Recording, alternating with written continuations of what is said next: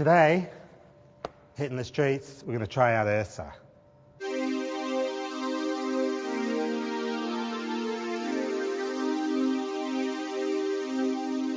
I'm on a mission today to find out how manageable this camera is.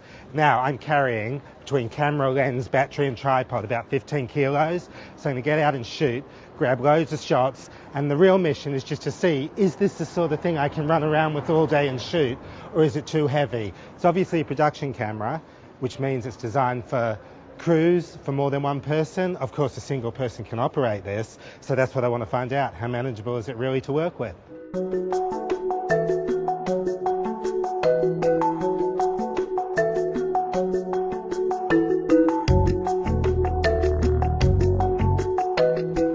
Okay, right on 4 o'clock.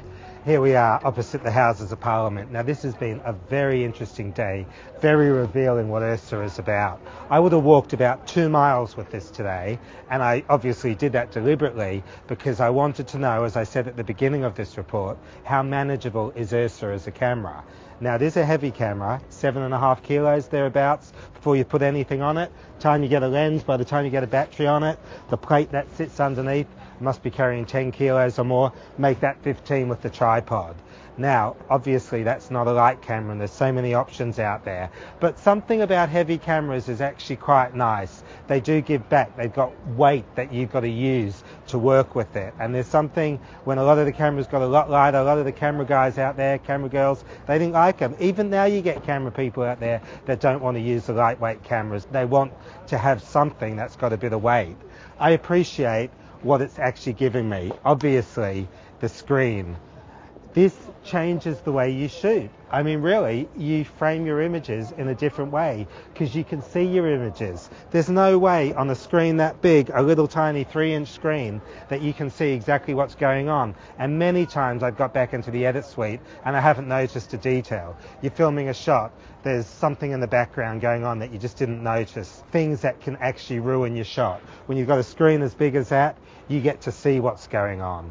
Now, of course, filming with any screen in the sun can be quite difficult. I would say this one is better than most, but it's still not perfect. It's difficult, you know, to really see what you're doing when the sun's on that screen. I mean, we're in okay, I wouldn't say it's a grey day in London, but it's not a sunny day. It's not summer. So it's actually the middle of winter. We just got a day where it's not raining, which is quite nice. But yes, the screen, I love it. But I would get an EVF. I would not work without an EVF on this. Or I should say, I would work between the screen and the EVF, so I'd have the EVF for when I need it. But the screen, I love. I think it's fantastic. I just need more. Beyond that, it's a simple camera to use. It is really easy. Of course, I know the Blackmagic cameras. I've been using them for a good 2 years, so I know how they work.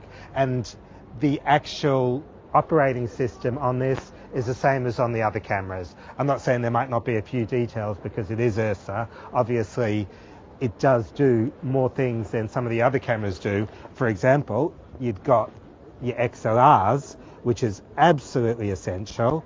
I really miss XLRs when I'm using the other Blackmagic cameras, but you know, you work with what you've got, and there are ways to make it work. In fact, we're recording on the Blackmagic 4K production camera right this moment while I'm talking about URSA, and I've got a radio mic here, and that's being fed directly into the production camera 4K. So you can certainly manage your audio on the other cameras if you go to the effort.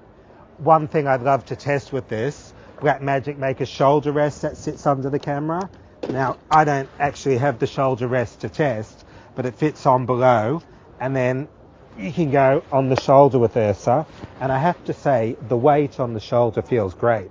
I'm sure it will feel better if I've actually got the shoulder rest to work with, but I like it. What can I say? I think as a shoulder mounted camera, the weight, the balance, it's all there. It's nice. I like it a lot. But of course, once again, need the EVF, because there's no way that you're going to work with a screen like that while you're shooting off the shoulder. It's just not going to work. Handheld, would it work as a handheld camera? I actually think it could. I'm not saying it's the ideal way to work. It's certainly built for, you know, as a production camera. It's a heavier camera. You want to put it on a tripod. But, you know, I can manage that. You can see I'm holding it now. I'm not struggling. Yes, it's heavy, but it's manageable.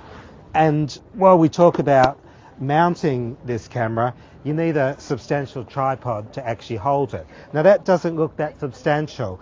This is the only 75mm tripod I've ever known of that's designed to hold a substantial amount of weight. It's an older one, Sockler Video 14, the second edition of the Video 14 range, and that, believe it or not, will hold 30 pounds. That's what it's rated at. So URSA is about 10 kilos. I don't know what it equals in pounds. I'm a metric, metric is what I grew up with. But whatever the case, this will hold something as heavy as URSA. So look around at what tripods are out there. You'll probably find you don't need the world's heaviest tripod. There are options. And it's a big deal because when you're running around carrying URSA, okay, so get the camera off and a tripod, and you got to move quick. I mean, I can manage that. You see what I've got there? It's not killing me. It's all right. So I like it. I like it a lot. But what I will say is I would not have this as my only camera because I like the shape, I like the size, I like the way it feels, I like the weight. Like I said, there's some advantages to having a heavier size camera to work with. But there are situations where you must run around really quick, and a bigger camera is going to be hard to do that with. So what I would do, I've given this some thought. For me, for this to work as a system, I'd have the Blackmagic production camera 4K and I'd have URSA. Now those two cameras put together will actually cost you less. Believe it or not, the two cameras together will cost you less than what some of the other camera manufacturers are charging for one camera. And between the heavier URSA and the lighter Blackmagic production camera 4K, which both use the same sensor, you're going to get matching pictures and you are going to have an amazing system for pretty much doing whatever you need to do. Because you've got a lightweight camera for running around with, a heavier camera for all the important stuff, the interviews, the crucial shots where you've got to be able to frame it right with that nice big screen.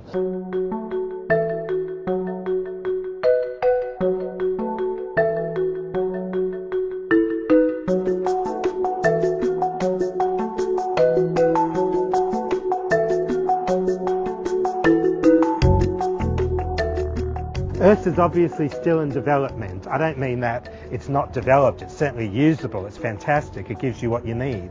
But there's certainly one thing that's not enabled that I desperately want, and I've heard other people comment about this, which is the phantom power. That's still to be enabled. But I don't stress about that sort of thing because we've been here before.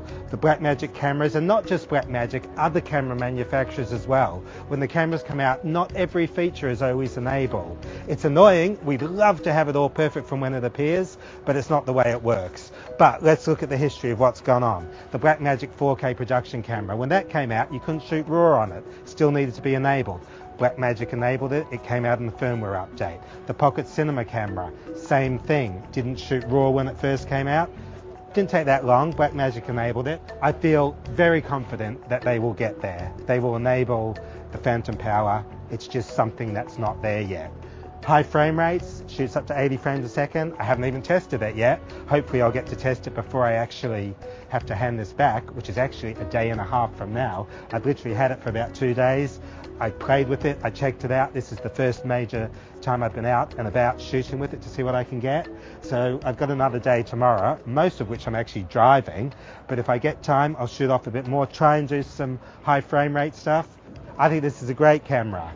If you're prepared to work for your shots, which you're going to have to do anyway no matter what camera you're using, but in terms of the size and the weight, if you can manage that and really use it to your advantage, you can do magic with this. I'm very much looking forward to getting back, seeing the footage. Part of this test, really the main thing about this test, as I said at the beginning, was to actually see, can I run around with URSA and do what I need to do and cover a substantial distance on my feet while carrying the gear to actually achieve the results, and I feel that I have. Obviously I know more when I've seen the pictures. So Blackmagic have given us an entire range of cameras to work with, all the way from the Blackmagic Pocket Cinema camera, the Cinema camera 2.5K, production camera 4K, and also URSA. And let's not forget the studio camera. The two studio cameras they've got, the HD one and the 4K camera. Now hopefully I'll get to test those coming up quite soon. Now, one final point, and this is possibly the most exciting thing of all. URSA is a camera, as I said, which is still developing.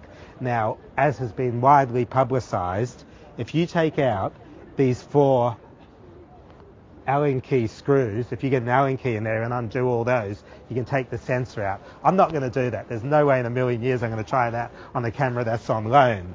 But the exciting thing is that, who knows, give it another year, give it 6 months or however long it takes. Blackmagic may make another sensor or more available. And if they bring out another sensor with better low light performance, perhaps, you know, a more high-end sensor. I mean, the whole camera is about £3,500 ex-VAT. That's for the EF model, and then there's a PL mount model as well. If they bring out a much better sensor, it could propel this camera light years ahead of where it is now. Now it's already very good. But obviously, we want the best sets possible, and as technology gets better and more options are available in terms of sensors on the market, we don't know where this is going to go. So I'm very excited about that. I also like the idea of putting other sensors in, like from the 2.5K camera, from the pocket cinema camera. So you can do exactly what I said before. You could have, I was mentioning the 4K camera as a second camera for running around with. You may want a whole production shot on the pocket cinema camera and use this to match, or you may want to use the 2.5K camera. So the interchangeable sensor is a very exciting concept. We just got to wait and see where it goes. All right, I got to start my walk back before it gets dark. It's very bloody cold in London today, and I'm going to get going and hopefully get back before I freeze and, you know, see how I feel at the end of the next 2-mile walk. Great, I'll catch you all later.